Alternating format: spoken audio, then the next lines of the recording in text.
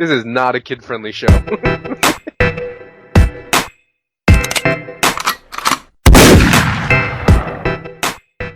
Yo, what is really good, my dudes? Today is March 27th, 2017. We got a new RuneScape update for y'all. So we got the new luck items and the luck rework is here. Talked about this in the past. We've known about this in the past, but it's finally here. Let's just jump right into it. So this week we've overhauled one of RuneScape's most venerable systems, luck. Where there were once but few ways of manipulating your combat and skilling fortunes, now there are more tailored for various phases of your RuneScape adventure. Since the Game Jam, mod Timbo worked tirelessly to gather your feedback and put together the luck rework released today. So how does luck work? Luck's a hidden stat that affects your chance of benefiting from rare drops from Slayer, unique drops from bosses, clue-specific rewards from clue scrolls, favorable skilling procs, and accessing the rare drop table, which is now granting an additional drop and it's no longer a replacement drop. So yes, that means you will be getting overall more wealth than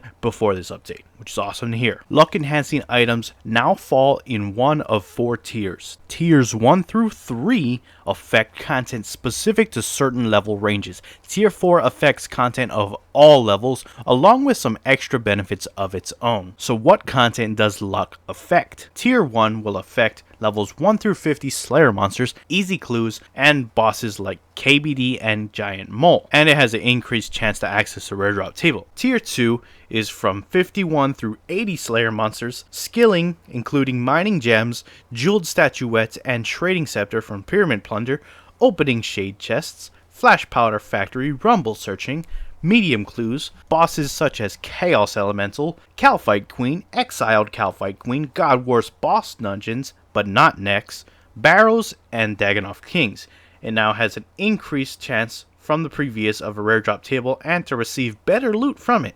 The third tier is from level 81 to 99 Slayer monsters, includes high level skilling, rare drops from Elf City pickpocketing, increased chance of Black Ibis outfits, improved loot from Kingly Imps, improved chance of Scepter of the Gods, hard clues, and bosses like Queen Black Dragon, Nex, God Wars 2 bosses, not Telos, Calphite King, and Corporal Beast. It has a further chance to access the rare drop table and to receive better loot from it. And finally, Tier 4 is all Slayer monsters, all skilling, elite clues and lower, and the bosses Angel of Death, Telos, Raids, Rise of the Six, Virago, Araxor Araxi, and all lower tier bosses. A yet further increased chance to access the rare drop table, to receive better loot from it, and to receive certain unique drops. So with each tier we now have a ring associated with each. First tier is the Ring of Luck. Here's the stats and everything you need to make it. Most important to note, you need a silver bar and lapis lazuli. And this one is only craftable by members, but you can purchase one and use it as free to play.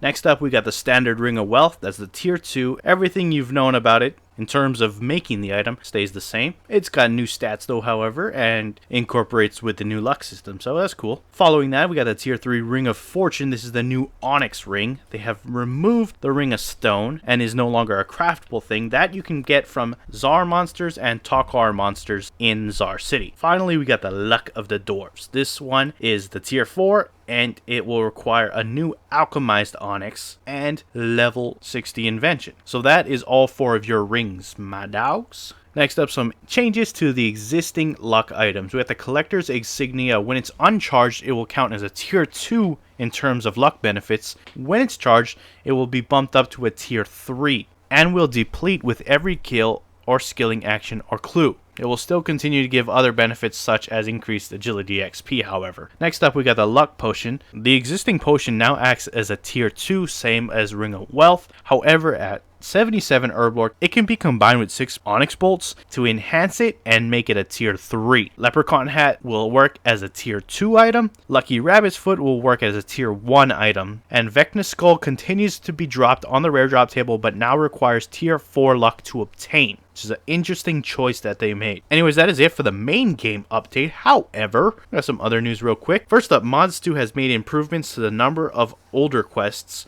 Imp Catcher has been rewritten and is now based around performing a task for each of the 4 imps in exchange for their beads. And the Hero's Quest will no longer require a second player to complete, so it's now soloable, in line with the change he made with Shield of Arav earlier in the year. Without any further ado, however, let's just jump right into the patch notes and see what we have there.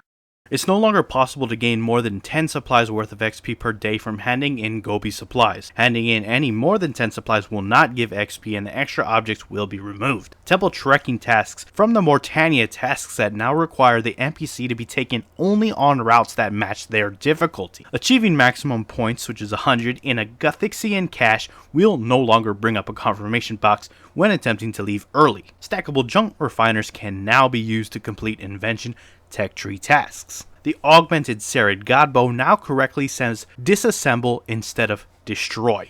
Telos' shockwave will no longer hurt you on the transition between phases 3 and 4. Telos' so much power attack will no longer injure you if you will get hit by it while transitioning from phase 1 to 2. Sunshine's animation, when used with the Planted Feet perk, has been extended to match the active duration of the perk. I wonder if they did Death Swiftness as well. That's interesting. Deathmatch taunts 6 to 10 can be set up correctly once again. A warning message will be displayed in your chat if it isn't filtered should you have less than 500 charges left in your blood essence when you activate it. You can no longer alch or drop the demonic skull while in combat. You can now track your current Telos killstreak in the Beast tab. The Salty title will now be removed whenever/if new requirements are added to it. This includes the Hanto armor, hence those who have not purchased the pieces from Bonnie will be unable to activate the title. Certain problems that could be caused by entering Death's office on Bounty Hunter World no longer occur. The Imp Catcher quest now requires 4 unique non-tradable beads discovered during the quest instead of the beads dropped by imps. If you've not yet completed Imp Catcher, talk to Wizard Mizgog for written directions to the Sanguine, Choleric, Melancholic, and Phlegmatic imp. Imp Catcher now gives its magic XP reward in the form of an XP lamp. Wizard Mizgog's wander range has been reduced.